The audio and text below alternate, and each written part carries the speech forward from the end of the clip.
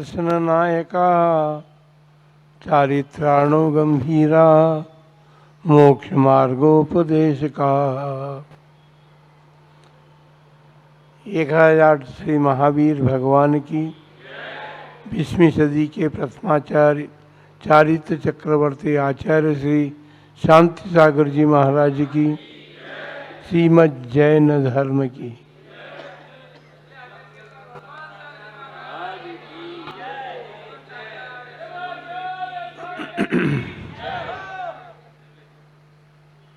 भारतवर्ष में जैन धर्म के अनुयायियों ने 20वीं शताब्दी में अनेक महोत्सव मनाए देखे हैं। सहस्राब्दी महोत्सव भी 2-3 हो चुके। भगवान महावीर का निर्वाण महोत्सव 2500 वर्ष होने को था जब अपन ने मनाया उसको। भगवान गोमटेश्वर बाहुबली के सहस्राब्दी महोत्सव को भी अपन ने देखा है। 1000 वर्ष हो जाने पर भगवान बाहुबली का सहस्राब्दी महोत्सव भी मना था। भगवान महावीर वर्तमान शासन नायक हैं और उनका तीर्थ जो है राजस्थान वासियों का सौभाग्य है कि वो तीर्थ यहाँ पर भी है। भगवान महावीर स्वामी के अतिशय क्षेत्र महावीर जी में भगवान महावीर का सहस्राब्दी महोत्सव मनाया गया था। अभी तक हमने महोत्सव देखे, लेकिन सारे के सारे महोत्सव सहस्राब्दी महोत्सव थे। इन महोत्सव की श्रृंखला में ये शताब्दी महोत्सव कहाँ से आया, कैसे आया, इस पर विचार विमर्श चल रहा है। अभी आपने सारा इतिहास सुना है। जब संघ कर्नाटक में था, श्रवणबेलगोल के भट्टारक स्वामी चारुकीर्ति जी का एक स्वप्न था कि आचार्य महाराज के मुनि दीक्षा के 100 वर्ष हो गए हैं और उन्हीं की परंपरा के संघ के सानिध्य में ये महोत्सव संपन्न हो। यरनाल में, कर्नाटक का यरनाल गांव है, वहाँ पर मुनि दीक्षा का शताब्दी महोत्सव मनाया गया था सन 1920 में। 4 वर्ष होने को आए हैं। उन्हीं आचार्य देव का आचार्य पद शताब्दी महोत्सव भी अपने सम्मुख आया है।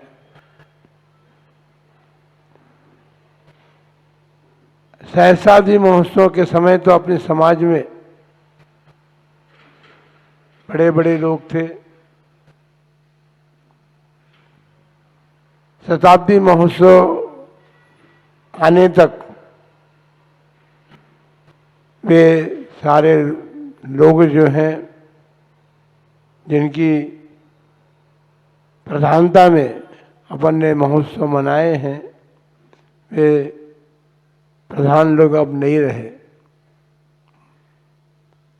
विद्यानंद जी महाराज ने अपने बुद्धि बल से उन महोत्सवों को समाज के सामने रखा और समाज ने उसको मनाया, सफलता के साथ मनाया। और उन महोत्सवों के माध्यम से जैन धर्म की जो प्रभावना हुई है, दिगंबर साधुओं की जो प्रभावना का अवसर आया है, वो अपने सबके सामने है। हमारी एक भावना यही थी कि जिन आचार्य महाराज ने मुनि धर्म को बचाया और श्रावक धर्म को बचाया, श्रावकों के कर्तव्यों का प्रतिबोध दिया कि श्रावकों को अपने जीवन में क्या क्या करना चाहिए,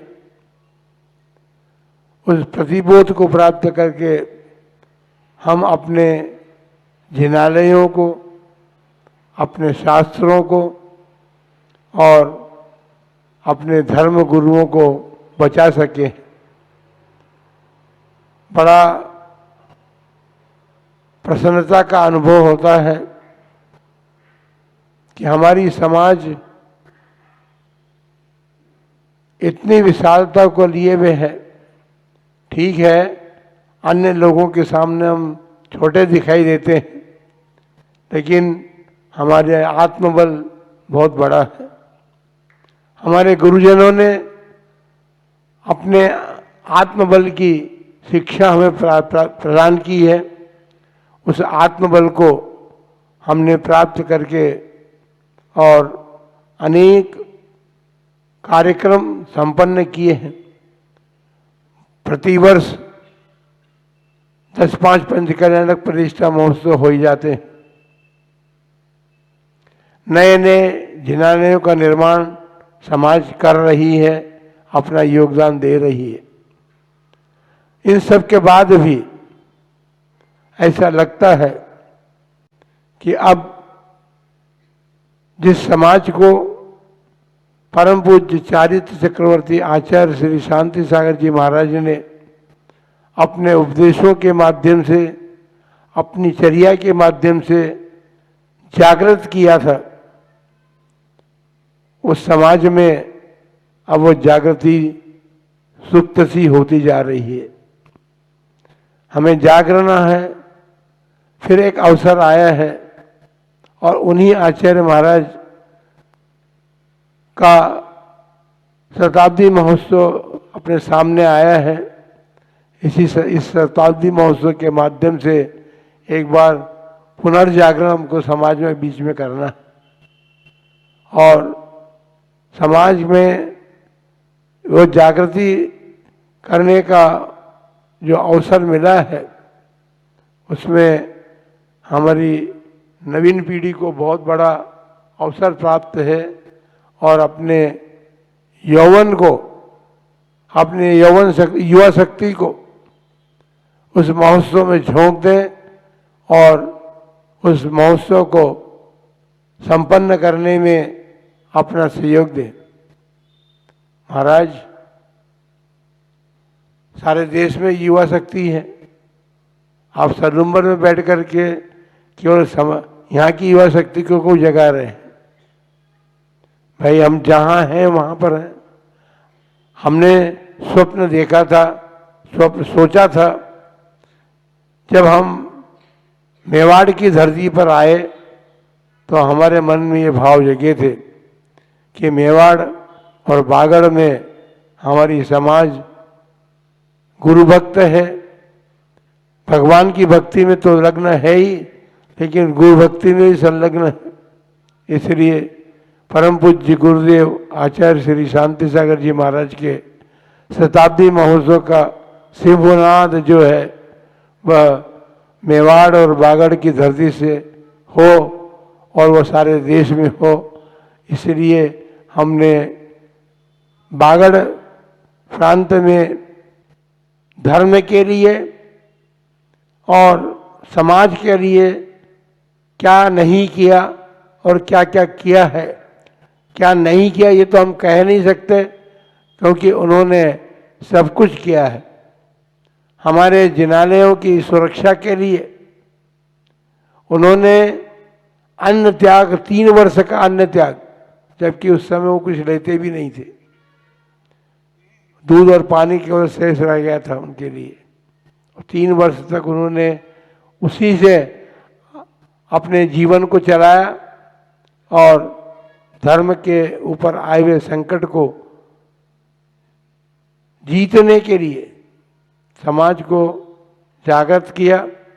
उस समय ऐसे लोग भी थे, बड़े बड़े विद्वान लोग जो थे, उन लोगों ने आचार्य महाराज से ये कहा था, और सोचते थे वो विद्वान लोग और सेठ लोग कि महाराज नासमझी का काम कर रहे हैं। सरकार के सम्मुख हम किस प्रकार खड़े रह करके अपना काम ही करेंगे, लेकिन वे अडिग रहे, वे डरे नहीं और झुके नहीं। जब उन्होंने अपनी अडिगता से बिना झुके और बिना डरे उस कार्य को संपन्न किया, तो आज समाज में जिनालय की स्थिति दिखाई दे रही है। अन्यथा हमारे जिनालय नहीं रहते पे और कुछ हो जाते। अभी भी हमारे प्रमाद से हमारे तीर्थ जा रहे हैं। आज ऐसे लगता है कि शांति सागर जी महाराज की फिर आवश्यकता है, लेकिन वे तो अब आ नहीं सकते। वे तो अपना धर्म पालन करके, अपने चारित्र और संयम धर्म का पालन करके स्वर्गस्थ हो गए, लेकिन उनकी ऊर्जा जो है अभी भी समाज में है। पर ऊर्जा को जागृत करके अपन फिर एक बार जगकर जागृत हों और इस महामहोत्सव के माध्यम से उनके किए कार्यों को समाज के बीच तक पहुंचाने का प्रयत्न करें, और उनकी विस्मृति जो हो रही है उस विस्मृति को स्मरण के रूप में पुनः प्रकट करके हम उस स्मृति को जागृत कर सकते हैं। क्योंकि समय समय पर ही ऐसे महापुरुष होते हैं।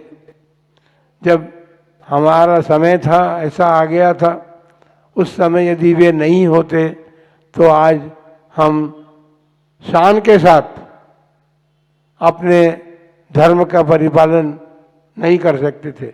जिनालयों को सुरक्षा करने का जो कार्य उन्होंने किया, अकेले महाराज ने किया। सारे समाज के बड़े बड़े लोग विरोध में थे, महाराज ये क्या कर रहे हैं। जब बंबई हाई कोर्ट से हमें फैसला मिला,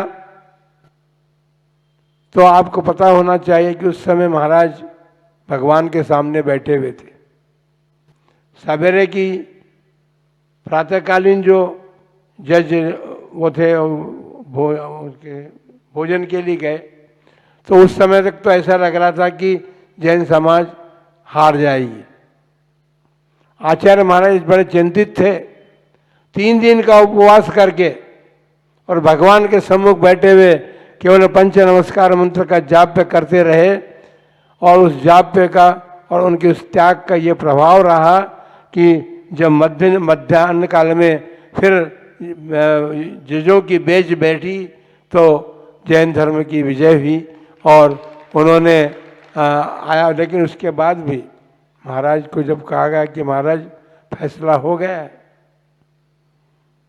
इतने आसानी से उनको समझाया नहीं जा सकता था। उन्होंने कहा कि फैसला जो हुआ है उस फैसले को मैं अपनी आंखों से देखूंगा, तब मुझे अपने इस नियम को तोड़ूंगा। और जब उन्होंने उस फैसले को अपनी आंखों से देख लिया, और देखने के बाद उन्होंने रक्षाबंधन के दिन उन्होंने उस नियम को तोड़ करके आहार ग्रहण किया था अन्न का। तो उस रक्षाबंधन का मतलब यही था कि रक्षाबंधन तो उस समय से, जबकि 700 मुनिराजों की रक्षा भी तब से चला आ रहा था, लेकिन आचार्य महाराज के समय में इस शताब्दी में भी वो रक्षा धर्म की हुई है। और उस धर्म की रक्षा होने के साथ साथ हम सब की रक्षा हुई है, मुनियों की रक्षा भी हुई है और श्रावकों की रक्षा भी हुई है। तो ऐसे महान उपकारी आचार्य महाराज के उपकारों को हमको स्मरण करते हुए और इस महोत्सव के माध्यम से हमको एक बार फिर ऐसा माहौल जागृत करना है कि उनके किए हुए कार्य एक बार फिर से समाज जान जाए और उनके उपकारों के प्रति उपकृत जो समाज है वो समाज उनके प्रति अपनी श्रद्धा के सुमन समर्पित कर सके, ऐसा महामहोत्सव आप सब लोगों को संपन्न करने के लिए अपना योगदान देना है। हमने उदयपुर राजस्थान में जब उदयपुर में प्रवेश किया तब से हमने एक ही बात कही है कि चाहे ये महोत्सव किसी गांव में हो, किसी शहर में हो अथवा संग जंगल में मनाए, लेकिन समाज को जागृत रह करके सब, चाहे जंगल में हो तब भी आप लोगों को जागृत होकर के और संगठित होकर के इस महोत्सव को संपन्न करना है, ऐसी हमारी मनोभावना है। क्योंकि हम उनसे उपकृत इसलिए हैं कि अक्षुण्ण परंपरा से आचार्य शांति सागर जी महाराज ने अपना आचार्य पद वीर सागर जी महाराज को सौंपा। वीर सागर जी महाराज के बाद शिव सागर जी महाराज इस परंपरा के आचार्य बने।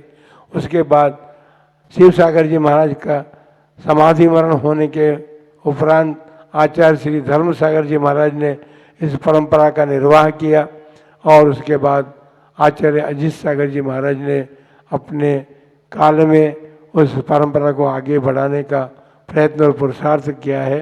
इसलिए उन शांति सागर जी महाराज से लेकर अजीत सागर जी महाराज तक के जो उपकार समाज पर हैं, मुनि समाज पर हैं, मुनि धर्म पर हैं, उन सबका स्मरण करते हुए अपन सब मिल करके इस कार्य को संपन्न करें। उसमें एक कार्य और विशेष रूप से अपने को करने का सौभाग्य मिल रहा है, इसलिए इस कार्य को संपन्न करने के लिए जो दिन हमने चुना है उस दिन अपने को सबको पूरे उदयपुर संभाग के लोगों को बुलाना है और यहाँ पर एक मीटिंग करके सबको उसकी सूचना दे करके जागृत करना है। जय बोलो महावीर भगवान की।